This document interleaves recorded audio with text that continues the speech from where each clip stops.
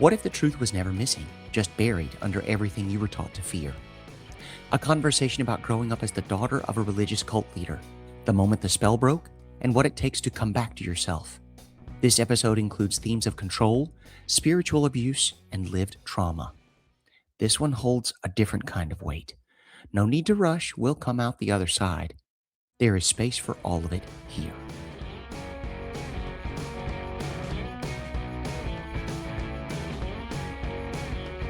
Hello, friends, and welcome to Radical Joy, the weekly practice of fighting for your light. In a world tuned to worry, this is our space to find a different signal, to discover the grounded, defiant, and yes, radical power of choosing joy. This is a vital reminder you are never alone.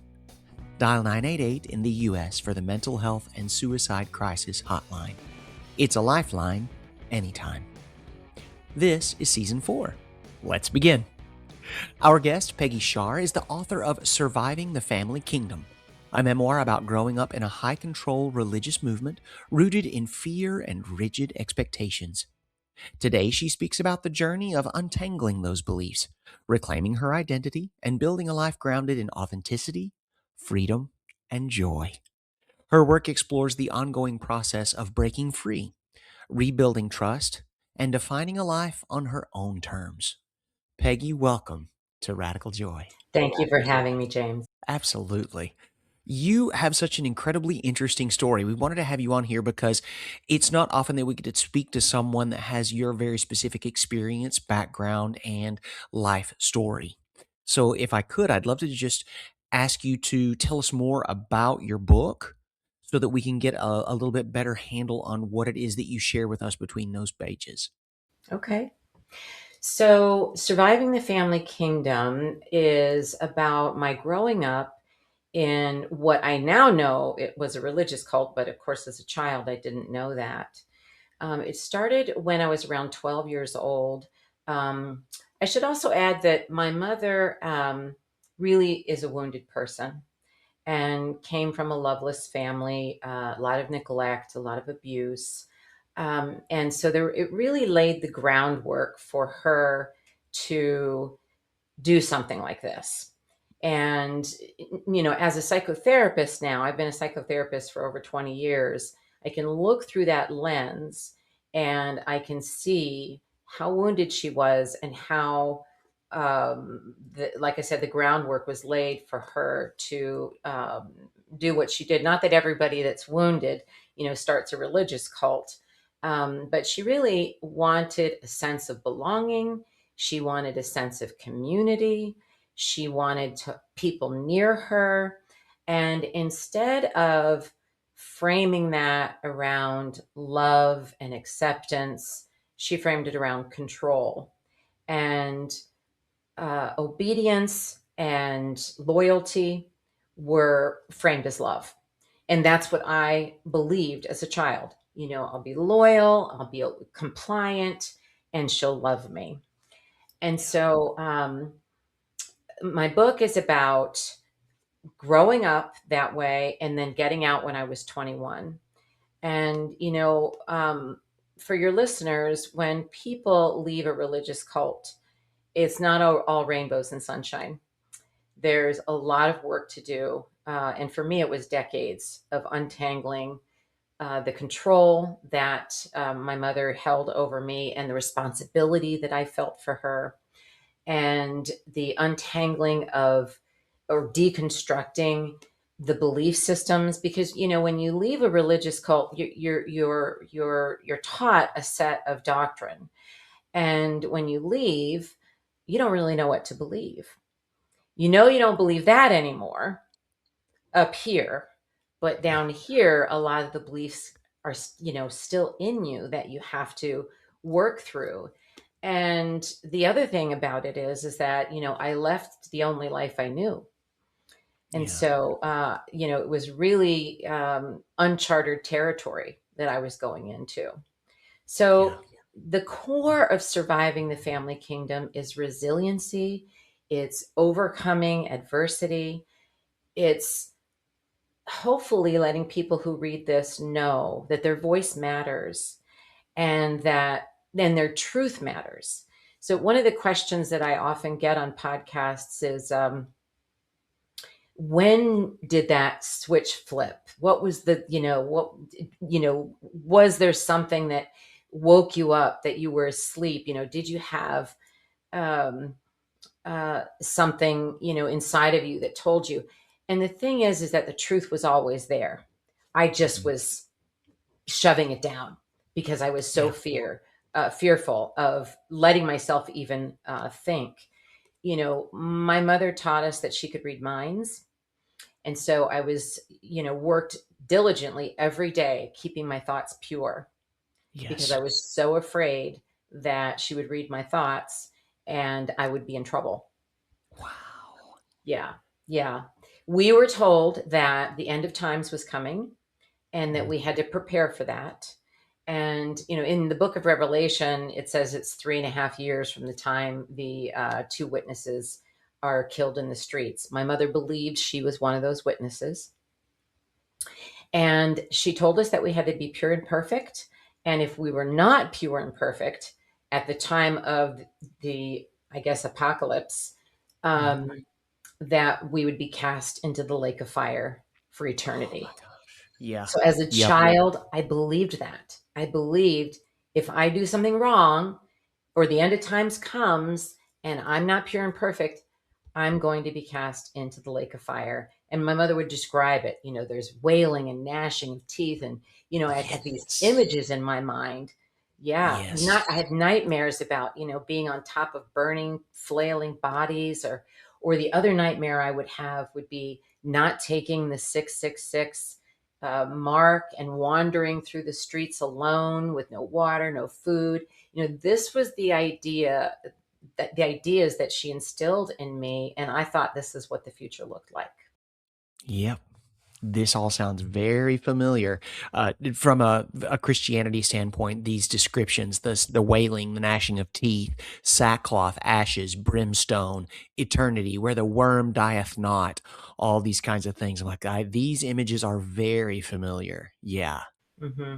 So did you have Christianity in your background, or Yes, you came from a did? very conservative Christian background. Yes, Yeah. grew up Okay. in Baptist church. It was, um, granted, not the same sort of situation, but a lot of the imagery and a lot of the stories and the threat of the punishment, I promise, are very familiar. Yes. So my mother's cult, which she called the Kingdom, so that's why the name of the book is "Surviving the Family Kingdom." Or the name of her movement was the Kingdom. Um, she I guess it would be, if I would pick one of the denominations, Pentecostal would be the one that it would be closest to, although she created her own brand and Mhm. she just kind of pulled from different denominations. But Pentecostal was probably the one she pulled from the most. So speaking in tongues was something that we did. There was a lot of scary things, casting out demons. There were exorcisms, things like that. So it was, and my sister and I were just thrust into this. There was no sitting us down and explaining, okay, this is what you're going to witness. This is what's going to go on. Don't worry. There was none of that. And so, I don't know if your listeners are familiar with the frog in the pot analogy. But the Please frog in the pot share. is, yeah, the big pot of water. You put a frog in it when the water's cool, and then you turn the burner on. And as the water heats up, the frog will just boil it, stay in there and boil. But if you threw a frog into a boiling pot of water, it would jump out. So Yes. I was like the frog in the pot with the cool water. It didn't, I didn't like the way it felt, but there's nothing I could do about it. I stayed in there and it got hotter and hotter and hotter. And I just got used to the craziness of it. Sure. And the other thing is, on the outside, we looked like just another American family. Mhm. At one point we had a restaurant. And so, people, looking at us, they just thought we were just hardworking, restaurateurs. And but inside the kingdom, it was a completely different story. It was high control. It was punishments. It was getting together, nightly to see who had backslidden. It was confessions and repentance and those kinds of things. That's the way it was on the inside, but nobody knew that. The other thing that people did not know is my mother thought there was no point in my sister and I going to school. So I never went to high school. She pulled me out in eighth grade. And so I never went to high school. And it wasn't homeschooling. The only book that was read was the Bible. So we Right. didn't have like a library, or we didn't have textbook, there was nothing. And so for a long time, with the untangling, and in surviving the family kingdom, I would say that yes, there's a lot. About half of it is about the cult, but the other half of it is the aftermath of me after I got out at 21. Yeah. And part of that was clawing my way out through education. And so I got my GED when I was 23, but I tucked it away because I had three kids to raise. And eventually I became a single mom. And so there was no way I could go to college raising three kids on my own. Right. Um, but what I did was I found that, okay, sure, I don't have an education, but I'm an extrovert. And so I found that I was good at sales. And so that was the niche that I found to be able to support my kids. Then, when they became teenagers, that was when I went to college. And, people would say, oh, you're going back to college. No, starting college for the first time, sitting next Right. to 19-year-olds at 39 years old. Um, Sure. but that was my experience. And then I just went straight through, got my bachelor's, then got my master's, then got my 2 years of training and became a psychotherapist. So, um, for your listeners, it's never too late. Uh, It's never too late to reinvent yourself.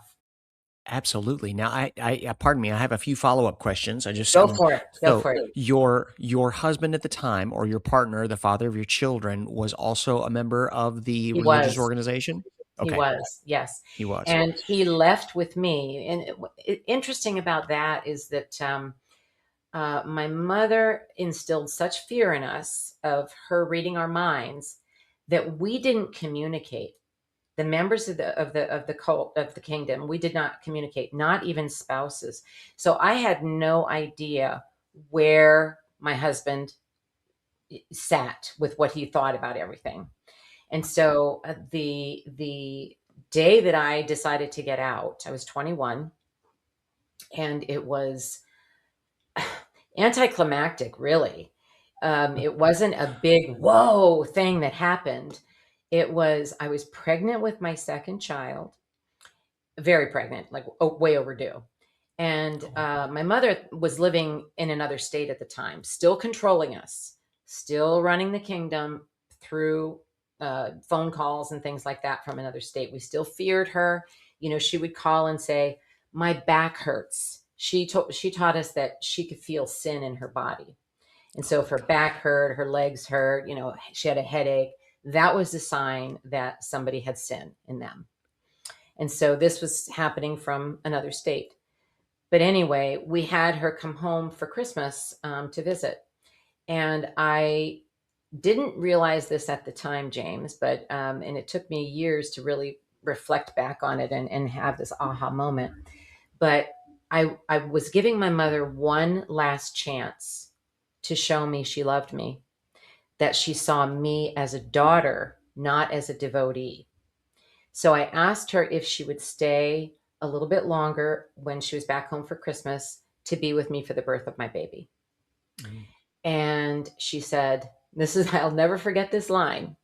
She said, "Oh, honey, I want to get back. I miss my friends." And I thought to myself, what? You miss your friends? The end of the world right. is coming. She told us she was Jesus Christ, incarnated Jesus Christ. I'm thinking to myself, you're Jesus Christ. The end of the world is coming. I'm doing all this work, trying to prepare for this, and you want to get back because you miss your friends. That was the moment for me. And what Oh happened my was, remember I goodness. mentioned how I pushed everything down? What Yeah. happened was, in that moment, it all came up. And I sat there and I made my decision. I didn't say anything to her, but I made my decision. this is bullshit. I'm getting out. Those were the thoughts I Wow. had in that moment. And so, like, how did you communicate this to your husband at the time? Was it just sort of like a grab his hand and go, or like That's a great was it a question. nod? I'm just curious Well, how this went. that happened during the day when I had in the morning when I had that conversation with my mom. Right. And it's so interesting because up until that point, I desperately wanted her near me. I desperately wanted her to be with me. And Yeah. in that moment, I could not wait for her to leave. She was leaving the next day. Mhm. So I kept it all close to my chest. Didn't say anything to her, didn't say anything to any of the other members, didn't say anything to my husband. That night, I mean, I was 9.5 months pregnant. I wasn't going to sleep anyway. Sure. So that night, I lied awake all night and I said to myself, I am going to think any thoughts that come because for 10 years, I had pushed out doubts. I had pushed out critical thinking. I had pushed out all the things that were in my gut that I knew were wrong. I mean, there were things I witnessed that were, I mean, I got to tell you, James, I've had so many cortisol surges. And for your listeners, that's the stress hormone. Stress hormone. I Yep. had so many cortisol surges from what I witnessed. There was um, casting out demons from little children through beating them. Oh my There was goodness. exiling. One guy got exiled to sleep in the barn for a week. There were people that were forced to fast. There were people who Yeah. were kicked out of the kingdom. So I was so afraid. I did not think of myself as immune to any of those things. And I did have some of those punishments, but I never thought that I would be excluded from being kicked out. And that was a big fear for me. As a child at 12, 14, 16, 18, I could be kicked out. Yeah. So, Ostracism is a terrifying motivator. yes, yes, it is. And, it's so interesting because, again, the frog in the pot, analogy, looking back, so many of these people who were suffering in the movement and at the hands of my mother desperately wanted to stay Yeah. because they thought their salvation was tied to staying. They thought Yes. if they were ostracized or they exiled, they were doomed to the lake of fire. There was no Oh, chance of savior for them or no chance of salvation. And I thought the same thing. right. But that night, I let any thoughts that wanted to come into my mind. So it was like a movie reel, thinking about all of these things that had happened over the course of the 10 years. And in the morning, I said to my husband, he woke up and I said, he's bleary eyed and everything. And I said, I'm leaving the kingdom with or without you. Of course, I didn't know how I was going to live without him, but Sure. Yeah. that was the intention. And he said, well, what are you talking about without me? No, if you're leaving, I'm going with you. And then we had an open conversation. And, he told me he had doubts all along that the only reason that he was compliant and went along with everything was because of me. Wow. And I didn't know that because 2 weeks into our relationship, my mother took over. And Okay. so he was a stranger to me. We really didn't know each other, but we weren't even allowed to have a door on our bedroom. It was the Lord's will for us to not have a door in our bedroom. That was Okay. the kind of control. That was the crazy control kind of stuff that my mother did. Yeah, I know you have this confused look in your face, like, why can't you have a door in your bedroom? I know. Well, I'm just curious if this was whenever you were single and a young woman growing up at home, or if this was after marriage After and you had to marriage. keep. After Wow. And marriage. was this a group living situation or did you Yes. live in your own It was a home? group living situation. And yeah, and so we had a burlap curtain on our bedroom door. Yep. Yeah. Yeah.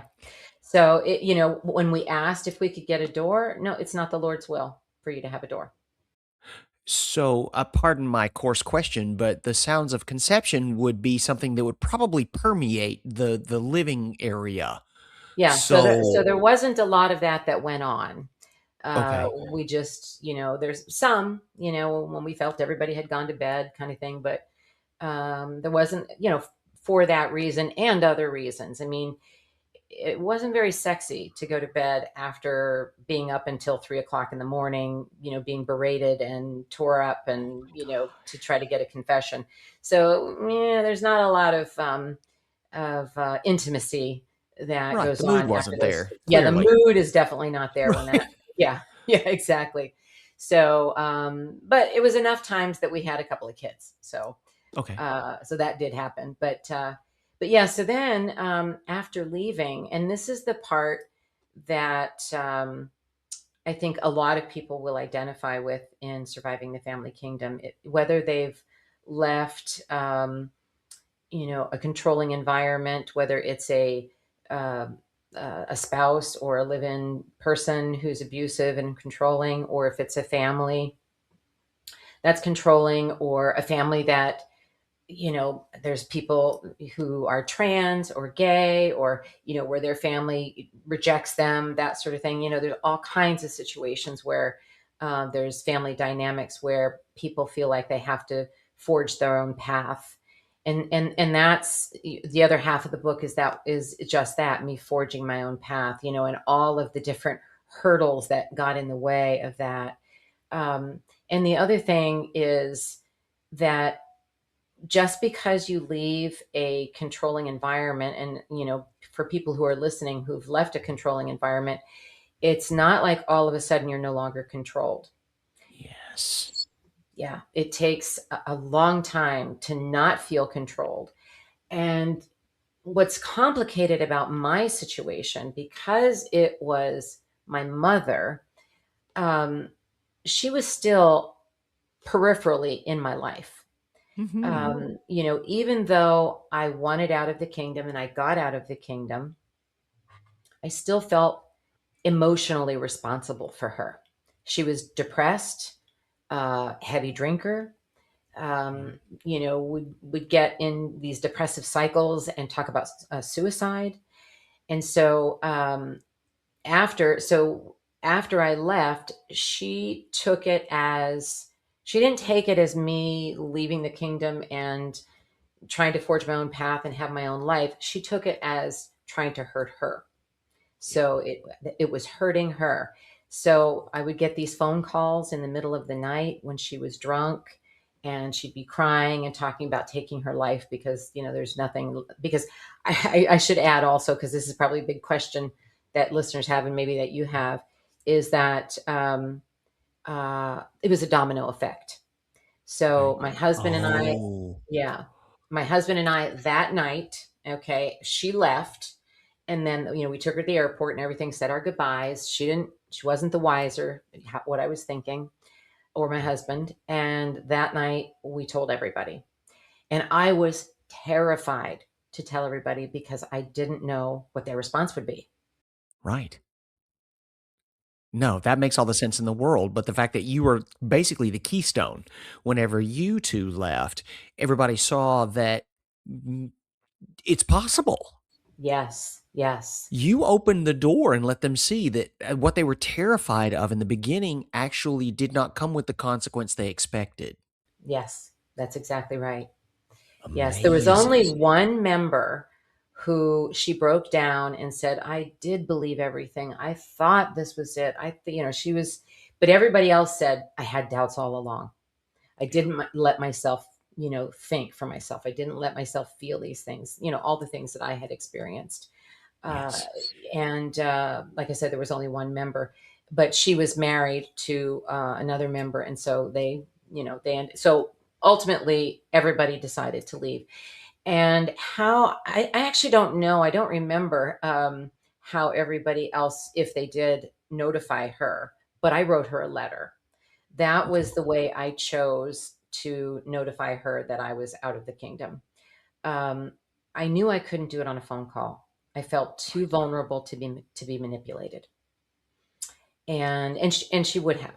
No, I think that's a very wise move. It's one of those things where you want to put it out there. Of course, you want to be as descriptive and as direct as possible and not leave it open for discussion.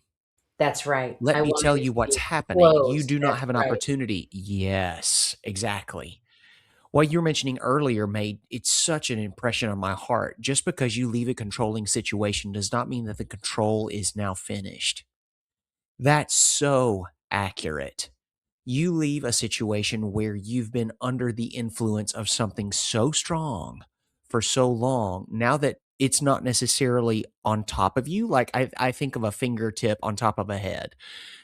The finger can't reach you anymore. It doesn't mean that the influence or the ghost of that sensation of the fingertip on top of your head suddenly just goes away. It disappears. No, that's not it at all. There's still a phantom that haunts you from such a deep emotion of control and manipulation. That is incredible to think about and terrifying all at once.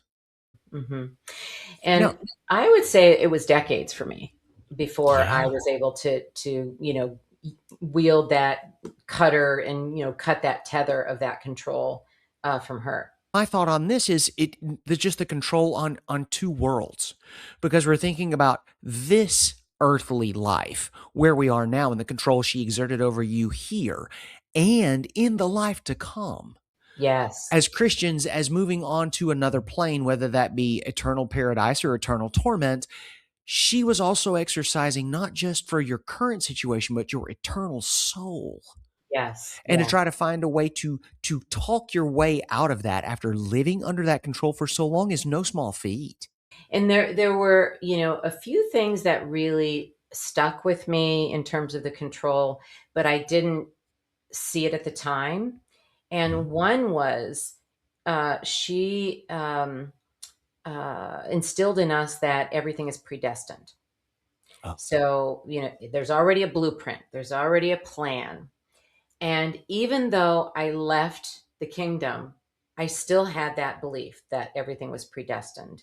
And mhm. so I was afraid of interfering with what was predestined. And Okay. you've seen these movies where they go back in time and Oh, they yeah. do something and then it changes. I was terrified that I could do something that would interfere with, even though I didn't believe in what she taught anymore, there was still teaching still in me. So that was one. Another Yeah. one was signs. She was really big on, this is a sign that God is telling us we're supposed to do this, or this is a sign for that, or that. So it took years for me to not interpret things that were happening as signs and trying to figure out, ooh, what am I supposed to do now? This is a sign. Should I stay? Should I go? Am I supposed to do this? Am I supposed to do that? So sometimes I would get so boxed in, not knowing what decision to make because I was afraid of changing predestination. And I was afraid of, interfering with signs, or this is a sign I'm supposed to do this or do that. Another really Yes. tough one for me was watching television. So she taught us that demons could enter us through television. Yeah. So if you watched a sex scene, you could get the demon of Mhm. lust. If you watched a comedic scene, you could get the demon of mockery. So it sometimes we would watch television and she would sit there and just watch our faces and observe, and I would just sit there and try really hard not to make an expression on my face, not to lick my lips, not to look around, not to look at the sex scene too long, but not look away at because then it looks like I have shame. So it was really very stressful to A watch television. balancing act of Hmm. everything. Hmm. Hmm. Oh my god. Now, are you still in contact with your mother at all? So she, for many years, as I mentioned, I just got the drunk phone calls. That happened Right. for a really long time. And then we did, I guess, reunite. I decided, it had been 10, 12 years, something like that. And I decided I needed to see her. And so she was no longer, she didn't have a movement anymore. She was on her own. And so we had this very surface relationship where we never talked about what happened in the past because I tried a couple of times and she shut me down. Just like what I was afraid of, the manipulation of when I first got out. So when we first so I flew back and we drove together because she actually moved to Iowa, which is where she had the movement, and then she had gone back to Pennsylvania, which is where I'm originally from. So she came back to Iowa, and in the car on the way there, I was for 2 days trying to get the courage to start the conversation with her. And so I finally did. And she grabbed her chest and said, "Oh, no, no, Peggy, please, please, please. I can't take it." And so, I said a couple of things like, "Mom, we need to talk about this. If we're going to have, Yeah. an authentic relationship, we need to, no, no, no, there's nothing to talk about. It's a. Or if I would say something, she'd say, "Oh, pff, didn't hurt you. Look how good you turned out." So there was either Ugh. a dismissal or a Yes. manipulation. And so, Gaslighting. yeah, and this is where the years of control still had the grip on me. Was for decades I just decided, okay, I guess we're never going to have a conversation about it. I guess we're not going to have a real relationship. It's just going to be this thing on the surface. Then I finally was honest with her. This was a few years ago, and she cut me off and decided that my being honest was hurting her and not in pursuit of an honest relationship, which is what the intention was from my side. Yeah. And so since then, I haven't seen her. It's been about 5 years. And there's been a text here and there if there was a death in the family or something like that, but that's about the extent of it. Wow. Now, while in the organization, was there an element of financial control as well, or was it mostly behavioral? So we all worked, and all the money went to her. Now, I don't want to paint this picture like she's sitting there, with gold around her, and we're all Sure. out there working. She worked very hard too. She had Okay. extremely good work ethic, and I have a lot of gratitude toward her for instilling that in me. So we all worked very hard. So before we had the restaurant, we had other businesses. We had a lawn business. We all had jobs. I never saw a dime of anything I earned. It all went to her. And people who came into our organization, that was also the arrangement. So it was a very communal, kind of situation. But I don't want to paint the picture that my mother was this money hungry. Right. It wasn't like that. She worked. Everything was shared among us. So that side of it was uh, equitable. But for me, yes, complete financial control. So I was completely reliant on my husband. I had no means myself. At 21 Right. years old, I had nothing. I had lived in this group situation. I had worked in the restaurant, not paid in the restaurant. And so I had no finances of my own. So that's why I say when I said to my husband, "I'm leaving with or without you." Well, the without you, I don't know how that would have happened. No, I was just curious about courtship. You said it was about 2 weeks in, and then your mother started to sort of like navigate or puppeteer what was happening. What did that look like between you and your husband? Well, the 2 weeks that he courted me, my mother was actually out of town. So, just Okay. as a side, at one point, the 3.5 years came and went, and so the end of times didn't come. And so she told us that, now what we're supposed to do is find mates and produce offspring and occupy ourselves until the end of times. And so that was my mission. Was I needed to find my soulmate. I needed to find this person that I was going to marry and produce offspring with. So my mother had a hysterectomy when she was 26, and she already had my sister and I. So she wasn't looking for someone to have children with, but she was looking for a mate. Mhm. And she reunited with a man she had been involved with years prior, and they had a baby together, and they gave it up for adoption because he was not reliable, and she already had the two of us, and my biological father left when I was 6 months old. So it was a very chaotic childhood even before she started her movement. A lot of Right. poverty, a lot of moving. uh, she was unlucky in love, but anyway, she formed an attachment with this man. And even though he was unreliable, he was a gambler and had some other issues, and so he wasn't reliable in terms of being a father, so they broke up. But they reunited, but it was a very tumultuous relationship. And so she was very hard on him in the movement. He was in the hot seat a lot as the person who had sinned. And so he would leave, and then she would go chase after him, and then she'd get him back, and then they'd come back to Iowa, and then he would leave again, and she'd go back there to try to get him back again.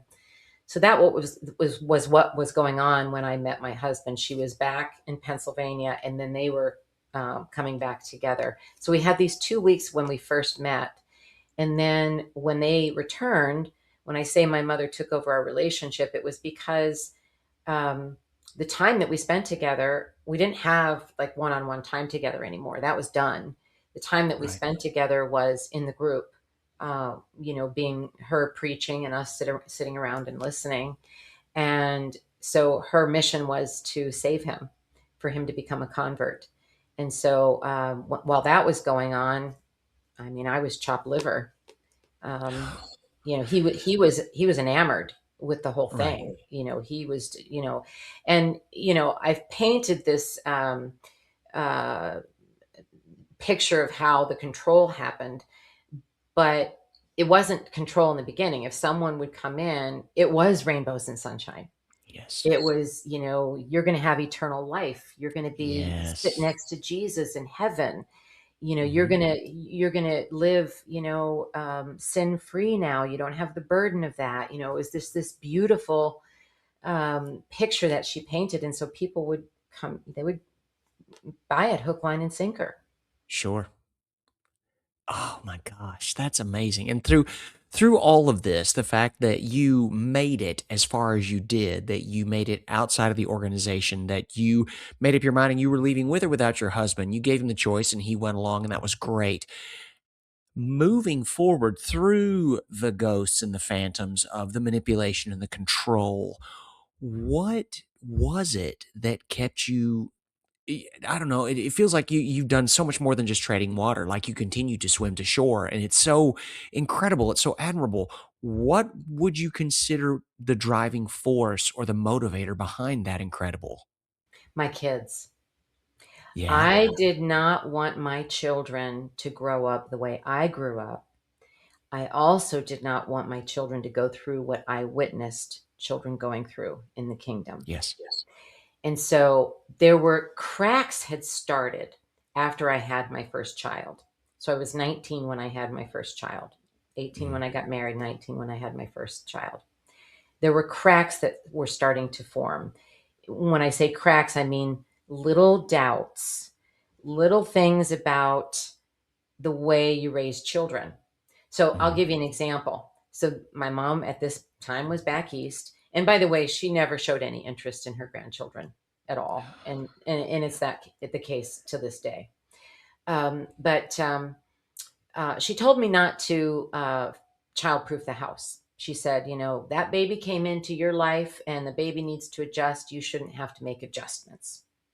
And if he was starting to learn how to walk, so he was holding on to things and moving around. And she said, if he touches something he's not supposed to, you just slap his hand and you yell no. And so, being the obedient, compliant little girl that I was for her, first time he reached for something, I slapped the back of his hand, and he turned around and lifted up his little chubby hand and hit me as hard as he could. And I thought, oh my God, I just taught my child how to hit. Yeah. And in that moment, this was a crack. In that moment, I said to myself, that is the last time he will ever be hit. I will never hit him again. And I made the decision. My husband came home that day from work. I said, go to the hardware store and get everything you need to childproof the house. So it was those kinds of things that moved me forward little by little that I didn't recognize at the time. I mean, looking Mhm. back now, I see it crystal clear. But it was little things like that that moved me forward towards that leaving when I was 21. So I was 19 at that time. So there was still 3 more years before I left. That's amazing, and we talk about that here on Radical Joy pretty frequently. It's if you can't think enough of yourself to do it for yourself, think of the people in your circle that rely on you.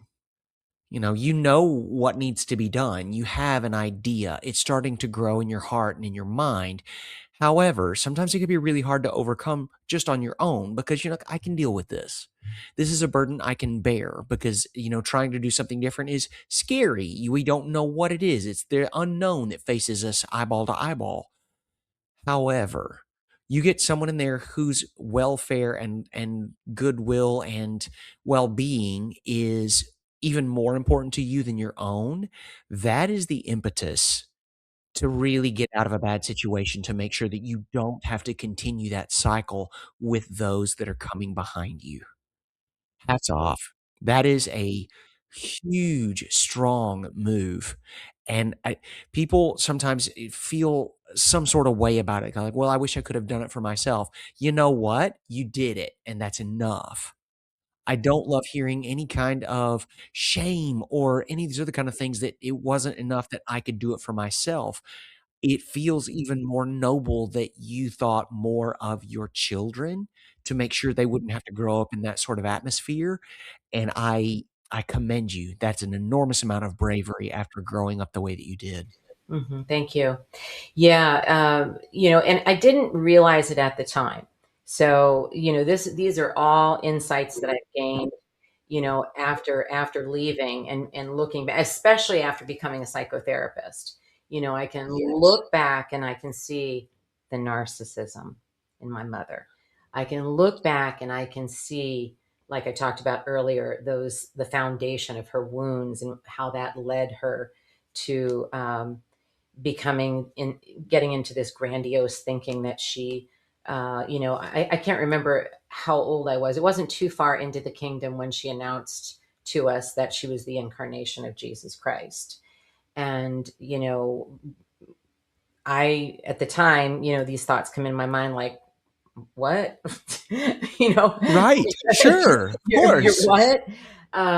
But I told myself, I have to believe. I have to believe. I can't doubt. This is Yeah. what the truth is. Yeah. This woman who um, loves to drink rum and Diet Coke, smoke cigarettes like they're going out of style. Yeah. Uh, she's Jesus Christ. Okay. Yeah, in the year of our Lord 2000 and whatever, I'm like, yeah, yeah, yeah. This could absolutely happen. It could be one of those things. You just never know. Because we hear about that all the time in Bible stories, how, Jesus could use someone who was a thief or a murderer or someone who has a speech impediment to carry out some of the greatest missions from God Almighty. So, somebody with a penchant for rum and Diet Coke and Pall Malls may be the next coming because we were conditioned to not judge the vessel of the Word of God. You just take it for what it is and you've got to be faithful. Now, in your practice now as a psychotherapist, do you deal with a lot of people who have come from a similar background, or is it mostly just your experience and that helps you work with people who deal with controlling personalities or manipulation or problems in their relationships? Like, how Yeah, does I've had that? some in my 20 years. I've had some that have come from controlling religious environments or even cults. But I don't specialize in deprogramming people who've left cults. I'm a trauma specialist, so Oh, I've worked with and treated people with all kinds of trauma. And in the 20 years that I've been doing this, and all of the trauma survivors I've encountered and treated, nothing shocks me. So that there's very little that I myself have not experienced. yeah, And so my work, my background absolutely led to my work, and the, I guess, expertise in terms of lived experience that I bring to the table has really helped in my career a lot. So there's a lot of things that you can't really get training on. And right. so, and those are those foundational things, those lived experiences that I have, that I can empathize and relate to just about anybody. But I have had a few people, actually have a couple right now who came from controlling religious environments that I'm treating.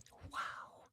Now that's in the fact that you can live through that, break away, continue to struggle with that for decades following, and then sublimate all that into a way to help others who are dealing with something similar have in the past or are currently, or at least share enough of the similar traits that you can still be a help, that's incredible.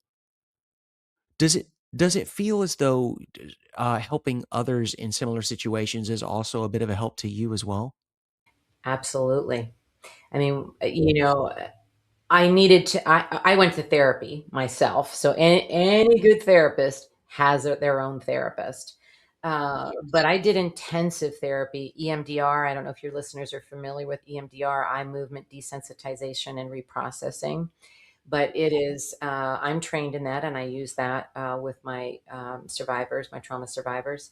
But I had years of talk therapy, and then my therapist retired, and then I had to find a new therapist, and then that was when I went into doing EMDR work, and it helped me work through my own trauma so that I wouldn't be triggered or I wouldn't do what's called countertransference. So, countertransference is when the therapist identifies something in the patient and then um, either feels it or talks about their own experience with that, but not in a therapeutic way, but in a I'm using you, to process my own, feelings about this. And so it's really important that therapists who have trauma in their background work through that so they don't do the countertransference. So anyway, I had years of doing that, and then writing the book was also another. It was like exposure therapy, going back and reliving and revisiting all of these memories from the past, which I hadn't done for a really long time. And sometimes people ask me, like, was there like a moment where you went, okay, I'm going to write the book, I'm going to write this book? And there was, for me. It was when I was reading The Glass Castle. Have you read that book by Jeanette Walls? Oh, it's fabulous, fabulous. It's a memoir, but it's written like like a novel, like my book. But as I was reading that, she didn't come from a religious background. Actually, they made a movie out of it. It was starred Woody Harrelson was the father, but he was just this very, the parents were just very, a lot of neglect, and just her experiences going through with these parents who were just not stable, not reliable. And anyway, as I was reading the book, it was just triggering memories for me of my own childhood. And by the time I was done with the book, I said to my husband now, I'm remarried. I said, you know what? I'm going to write a book about my growing up in the kingdom. And of course he knew everything because I had told him. I mean, not everything, but he's my proofreader. Actually, he's a was an English teacher, so he was my proofreader. And so when he read some things and like, whoa, I didn't know this, and whoa, I didn't know that, So, and for your readers, I mean, the book is a wild ride. I will say that it's a wild ride. I get a lot of feedback of I couldn't put it down. It's a real page turner. So it and when I my first draft was 330,000 words, and nobody's writing a book or publishing a book 330,000 words. That's a lot of words. So now it's about 95,000. So I had to take a lot out. I had to cut a lot. So there's still more than even what's in the book. But the book will not disappoint in terms of keeping you engaged. That's for sure. But that was the moment. That was the moment when I decided to write the book. And here's the thing too, like, that is such a purge. That's such an enormous exposure. Like, it's just one of those things where you open up and put some of your most sensitive and vulnerable life moments and events between two covers and just ask the world to partake, consume, be entertained by my trauma, by what I've done, by what I've survived. That is an enormous act of bravery in hopes of protecting others, informing others so if they get close, they know what's coming. Yes, that is a hope of mine. That is a hope of mine that people who read this, if they are in a controlling environment, that there's an aha moment for them that, hey, my voice matters. My truth that I've been quashing needs to come to the surface. And, I should speak my truth. I should live my truth, because that is, what I would say is, you know, one of the tenets of this book is finding a life of my choosing. Like I said, I've been a psychotherapist now for 20 years. I found the love of my life. We've been married 24 years. My former husband actually passed away, complications of alcoholism. But we had already been divorced. So, and the divorce was because of his substance use. He just could not overcome it. And I didn't want my children to grow up in that life, with someone who, and plus, we couldn't get ahead financially. He gambled as well, used a lot of money for drugs and things like that. So I had to make a choice. And that, again, kind of the same thing. I had to get out of that situation because of my kids, because I didn't want that life for them. And that wasn't easy either, getting out of that and then still trying to find a path for myself. So, like I said earlier, when you leave a controlling environment, when you leave a religious cult or whatever that controlling environment is, or if it's an abusive spouse or a live-in person, it's not all rainbows and sunshine. It's kind of like, okay, now what? Now I got to figure all this out. Well, and when you left the religious organization was with him. And so there's a very special trauma bond formed there because he knows exactly where you came from and he knows exactly how much it took to leave to get what is it they call it? The orbit velocity that you have to use to break to get out of its orbit. And then you had to do the same thing with the person who was your person, who did that with you, who shared in that moment with you because it was no longer serving now that you were outside that influence. This continues to be a journey of bravery and courage on your part, and I am mildly overwhelmed at the amount of strength that must have taken to do that. So the fact that someone with your strength is out there helping others to do and make similar choices makes me very excited for them because you are uniquely qualified and equipped to teach them how to use these devices and methods to save themselves from the same kind of trouble. Hmm. Yes.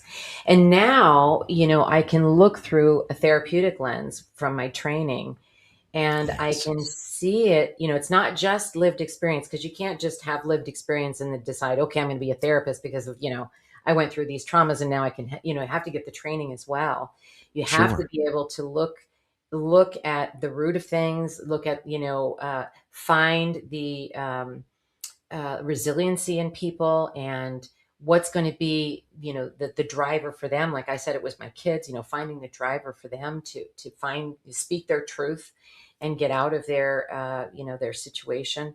So you're right. I mean, I guess I never really thought about it that it took a lot of bravery, but now that you say it, it did. At the time it just felt like, okay, this is happening now. I need to do this. Okay, now this is Yeah. happening. Now I need to do this. Yeah. It wasn't like I sat down and went, okay, I'm going to mark out, my plan. And, this is it was Right. flying by the seat of my pants a lot of the time. And honestly, to me, that takes even more courage. Because if you had a plan, if you had a plan A, B, C, whatever, if you had a map or some sort of any kind of anything, that once I'm not here, what does that even look like? No. All you do is like, I must go. And you went. That's huge. I have faith in the universe that I know it's gotten that no matter what I'm facing, I have no idea what it looks like. It's got to be better than here. So I pinched my nose, I grabbed the hand of my lover, and we hit the road. You mentioned the phrase faith in the universe. Yeah. That is something I never lost. Because I know that a lot of people, when they leave religious movements or, strict religious upbringing, they abandon, okay, I don't believe in God. I don't have faith. I don't believe, which a lot of people, that's, they chose, to go the They other choose. direction. Sure. And for me, I still maintained faith in the universe. I still had this underlying belief that I was going to be okay. that there was something guiding me, that, that I was not going to crash and burn, that somehow, just moving forward, keep doing what I'm doing, that I'm going to be okay. And that has been the case. Was it hard? Hell yeah. Of course. No one's even questioning that. It's just the fact that you just did it. And like you said, it's so many people, whenever faced with something like that, they go directly opposite. I feel that there's a big pendulum swing in a situation like that. I go from being thoroughly involved in a religious organization to completely and totally just don't believe in any of it anymore at all, period. I think that that is a pretty common knee jerk reaction for a lot of people because they just don't want anything to do with it anymore. The thing that hurt me so badly, I just don't even want to think about it. I want to completely excise that from my life. Understandable. And then there are people who look a little more closely at it and don't necessarily need that abrupt departure, who will examine, ask very pointy, very harsh, sharp, abrasive questions, figure out what it is they need from their faith because that still lives inside them, what they don't need from the religious structures that were built around them for control and manipulation, and still gather and glean the benefit of that human connection in a universal bond Hmm. to continue to persevere, which is exactly what you did. Yeah. Yeah, I dabbled a bit in New Age. That was Okay. kind of, a direction I went. I don't know if you're familiar. You're probably not familiar with Fairfield, Iowa. It's No. um it's the hub for transcendental meditation. And Oh, so after I divorced my kid's dad, I got involved with a man who was involved with transcendental meditation. And some would argue that that's a cult as well. Um, but I learned how to do transcendental meditation, and I practice it for a while, and I still practice it sometimes. And the actual meditation practice is a beautiful thing. But so for a few years, I read Deepak Chopra, right. all the different New Age books, and really kind of went that direction for a little while. But then ultimately decided that really wasn't for me, and just kind of went my own direction and found, a hodgepodge of what I believe. And so, because like I said, when someone leaves a religious organization, you don't know what to believe. And like you Yeah. said, a lot of people, just the pendulum swings the other way and they're just like, I don't believe anything. I'm not, Right. nothing. But for me, it was, there were twists and turns and little curves, and, until I sort of settled on, what I feel good about. Excellent. And I think that's a lesson for life for a lot of us, whatever it is. If you're just buried in it all the way up to your neck and then all of a sudden you find it doesn't serve, do you leave it all behind or do you take what's useful, take what's fortifying, Right. and then move forward with that so that you can use it and apply it to continue to nourish and grow? Amazing. Peggy, thank you so much for joining us here on Radical Joy.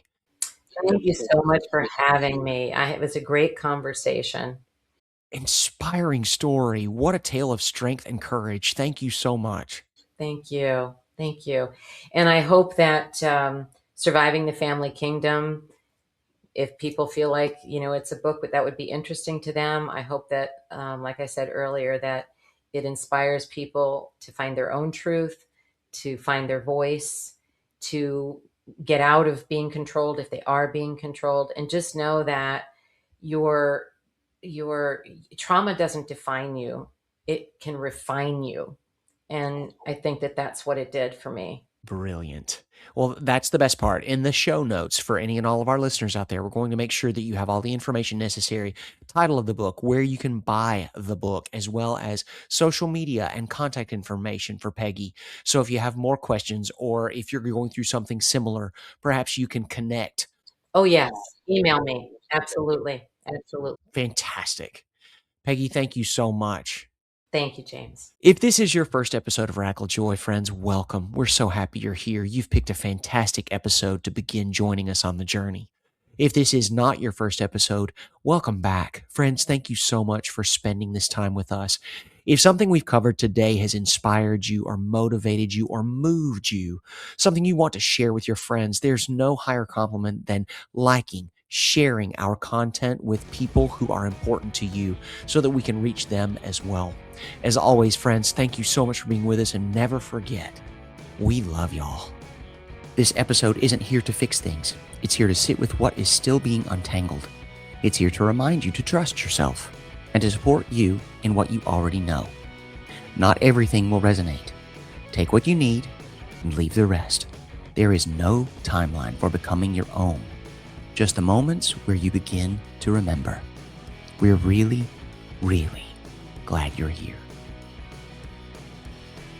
I am not a therapist or a medical professional. If you're experiencing a mental health emergency, please call 988 to reach the National Crisis Lifeline. This content and other content produced by CLW Studios and affiliated partners is not therapy, and nothing in this content indicates a therapeutic relationship. Any opinions of guests on this podcast are their own and do not represent the opinions of James or CLW Studios. Please consult with your therapist or seek one in your area if you're experiencing mental health symptoms. Everything in this podcast is for educational and entertainment purposes only.